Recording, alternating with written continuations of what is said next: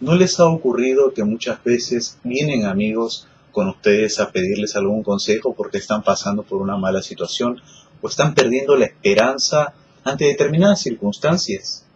Y bueno, y lo que nos sale a nosotros es un poco el sentimiento de empatía y de decirle, bueno, tranquilo, hay mucha gente que está pasando por esto, ánimos, y tratar de ayudarlos para conseguir la esperanza que tanto anhelan. Esto hizo San Marcos, esto hizo el Evangelio de Marcos hace ya muchísimos años, el primero de los sinópticos. Soy José Miguel Villaverde, religioso paulino, y voy a compartir con ustedes un poco de una breve introducción del Evangelio según San Marcos. Comenzamos en primer lugar con decir de que la tradición atribuye al primero de los Evangelios en ser escrito la autoría de Marcos. Un Marcos que es mencionado en el libro de los Hechos de los Apóstoles y también en cartas paulinas y en una de las cartas de San Pedro. Por ejemplo, Hechos 12:12 dice, consciente de su situación, marchó a la casa de María, la madre de Juan, por sobrenombre Marcos, donde se hallaban muchos reunidos en oración. Por otro lado, dice, a partir de una discusión entre Bernabé y Pablo, un distanciamiento, se produjo entonces una tirantez tal que acabaron por separarse el uno del otro. Bernabé tomó consigo a Marcos y se embarcó rumbo a Chipre, en Hechos 15:39. Y por otro lado, también Pablo y Pedro hablarán de un tal Marcos. En el grupo de los compañeros de cautiverio de Pablo, en la carta a Filemón, dice, te saludan Epafras, mi compañero de cautiverio en Cristo, Jesús, Marcos, Aristarco, Demas y Lucas, mis colaboradores. Y por su parte, en Primera de Pedro, capítulo 5, versículo 13, dirá, la iglesia de Babilonia, que ha sido elegida como ustedes, los saluda, lo mismo que mi hijo Marcos. Esto dio a que la tradición atribuyera a San Marcos el ser discípulo tanto del apóstol Pablo como del apóstol Pedro. Y entonces a él se le atribuye también la autoría del primero de los evangelios. ¿Dónde y cuándo se compuso? Hay algunos datos inexactos sobre cuándo se pudo haber compuesto el Evangelio de Marcos, pero sin embargo, todo se apunta a que fue ya, como hablábamos en la sesión anterior de introducción a los sinópticos, tras la muerte de los apóstoles, en este caso tras el martirio de San Pedro, alrededor de los años 64 o 67, no antes, no después de la destrucción del templo del año 70, por todos los elementos que Marcos va narrando y va incluyendo en el Evangelio. Ahora, ¿cuándo se compuso? ¿Dónde se compuso? Hay algunos datos internos y externos que nos podrían revelar dónde fue el lugar de composición. Pero sobre todo, esas claves que podemos encontrar en diversas partes del Evangelio las dan las explicaciones. ¿Qué quiere decir las explicaciones? Marcos hablaba a sus destinatarios explicándoles diversas tradiciones judías, por lo cual no pudo haber sido escrito en un ambiente meramente judío, de Judea, en Jerusalén, etc., sino que tuvo que haber sido fuera. Y muchos hablan de la posibilidad de que haya sido escrito en el entorno romano, es a donde se inclina la balanza. Por ejemplo, dice, y ya al atardecer, como era la preparación, es decir, la víspera del sábado, en Marcos 15:42, y así en muchas partes del Evangelio se darán explicaciones a ciertas tradiciones, usanzas judías, y entonces de esta manera podríamos inferir de que Marcos trata de explicar y de introducir al lector en el mundo de las tradiciones judías. Esto podría dar peso además de algunas palabras en latín, algunas explicaciones de las palabras en arameo, etc. Y otra cosa más que vamos a ir viendo. ¿Por qué Marcos habrá decidido componer su evangelio? Hay dos posibilidades. La primera de ellas es para luchar contra los movimientos gnósticos que hablaban y que se inclinaban hacia un Jesús más etéreo, un Jesús abstracto. Sin embargo, Marcos va a presentar a Jesús de una manera muy humana, de tal manera que se enoja, que tiene sentimientos, que tiene hambre, que tiene diversas actitudes humanas. Y en segundo lugar, y una de las razones más importantes, es porque Marcos trata de dar esperanza a una comunidad en persecución. ¿A cuál comunidad podría ser? podría ser la comunidad de Roma, de los cristianos que están siendo perseguidos en un momento duro, en un momento fuerte. ¿Y cuál sería ese momento? Las persecuciones desatadas por Nerón en el tiempo en el que fueron los martirios de Pedro y Pablo. Esas persecuciones a través de las cuales los cristianos eran lanzados a las fieras, eran crucificados y quemados. Y entonces, Marcos trata de darles la esperanza y decir, ánimo, a través de este escrito, sepan que Jesús, el Mesías, el Hijo de Dios, también ha pasado por estos momentos. Y en la cruz es donde se reconoce, donde el discípulo puede reconocer a Jesús como el Hijo de Dios. ¿Cuáles son los posibles destinatarios del Evangelio? Entonces, aquellos cristianos que son perseguidos en un primer momento. Por eso es que mucho vamos a ver en el Evangelio. Y comenzando con las connotaciones teológicas que podría tener y que tiene el Evangelio de San Marcos, comenzamos con un principio que nos dará la clave para poder entenderlo todo. Marcos 1.1 dice, comienzo de la buena noticia de Jesucristo, Hijo de Dios. Si separamos bien, vamos a encontrar las dos palabras, los dos títulos claves durante los cuales el Evangelio de Marcos se va a mover. Cristo, el Mesías, por un lado, y por el otro, el Hijo de Dios. Ambas confesiones las realizarán Pedro en la primera parte del Evangelio y el centurión en la segunda.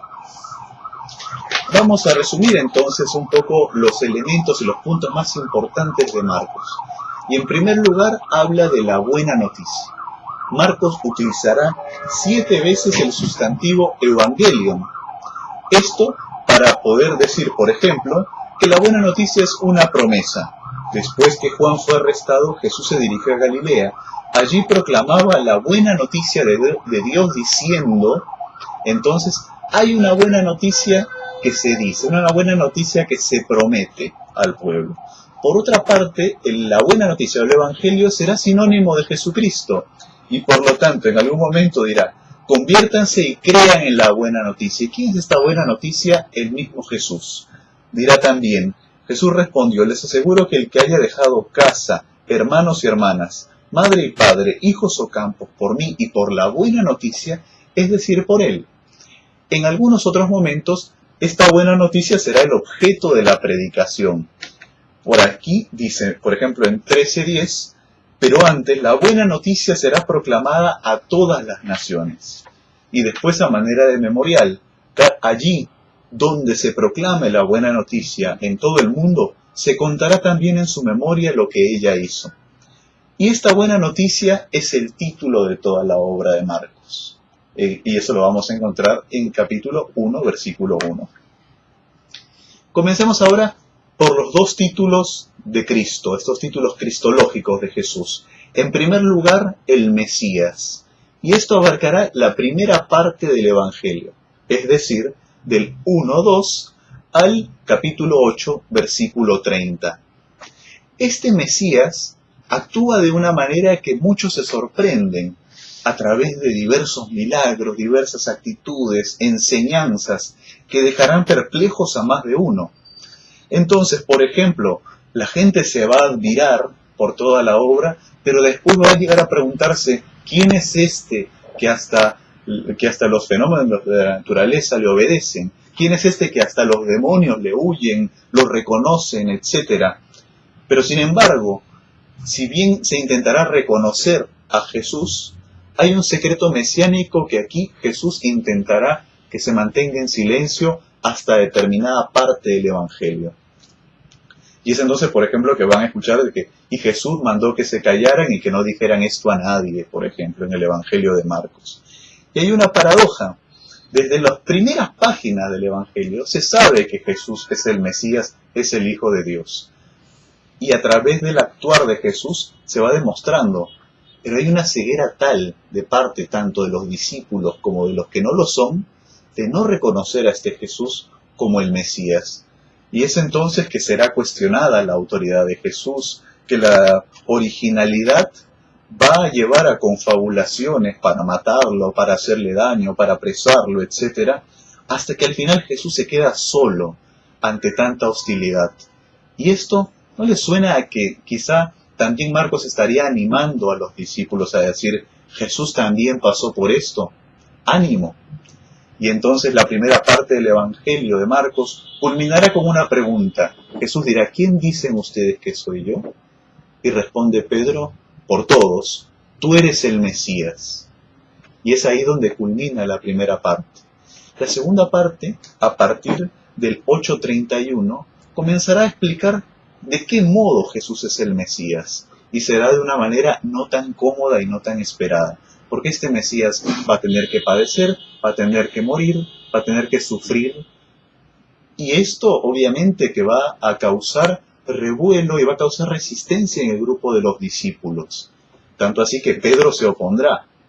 Y entonces Jesús mostrará, a partir de esta segunda parte, en qué consiste ser el Mesías hasta su entrega final. Y entonces, una de las cosas importantes y que tiene que ver con el discipulado en el Evangelio de Marcos es que el cristiano va siempre unido a cargar la cruz como lo hizo Jesús. No es un camino de gloria, no es un camino fácil, es un camino de esperanza. Y entonces, finalmente, ante la entrega de la cruz, otro confesará el título, otro de los títulos cristológicos. Verdaderamente, este era el Hijo de Dios, dirá un funcionario romano, nada más y nada menos. No alguien judío, sino alguien considerado pagano. Esto es una novedad y esto es una originalidad también, que abre la posibilidad en el Evangelio de San Marcos a que otros, como nosotros también, podamos, a través del signo de la cruz, reconocer en Jesús al Hijo de Dios. Es una tarea no tan fácil. No tan fácil que hasta en el último momento los discípulos, ante el misterio de la cruz y el misterio de la resurrección, huirán, se sentirán despavoridos. Y es una cosa bastante interesante que el Evangelio de Marcos en realidad perdió accidentalmente la última hoja. Y se dice que el final más convincente es el capítulo 16, versículo 8, cuando no solamente los discípulos huyen, sino también las discípulas huyen ante una posible noticia de la resurrección. ¿Cómo es esto? ¿Por qué? Porque posiblemente Marcos deja un final abierto, así como lo hacen los Hechos de los Apóstoles. Pero sin embargo, se trató de que para que no terminara de esta manera tan abrupta el Evangelio, se añada una parte, y lo cual vendría a ser el capítulo 16 del versículo 9 al versículo 20, cosa que elementos que coinciden con los demás evangelios en cuanto a los relatos de la resurrección de Jesús. Esto, ya les digo, para que no pueda terminar de una manera abrupta y no pueda ser un final violento, que quizá para muchos no podría sonar. Pero sin embargo, el Concilio de Trento incluso acepta como canónico este último capítulo. Sin embargo, es lo que podría llevarnos a pensar en este final abierto que deja San Marcos. Es un final abierto que tanto a ustedes como a mí nos pueden interrogar. Ha pasado la cruz, Jesús es el Hijo de Dios, es el Mesías, un Mesías sufriente, ¿no? Y que también me invita a mí a pasar la misma suerte de la cruz. Ahora, ¿creo yo en la resurrección? ¿Creo yo que en Galilea lo veré en la vida cotidiana? Esas son las claves que San Marcos nos puede dar. Un evangelio corto, pero a la vez de muchísima riqueza teológica y de muchísima riqueza también para poder llevar adelante nuestra vida de apostolado. Muchas gracias y hasta la próxima.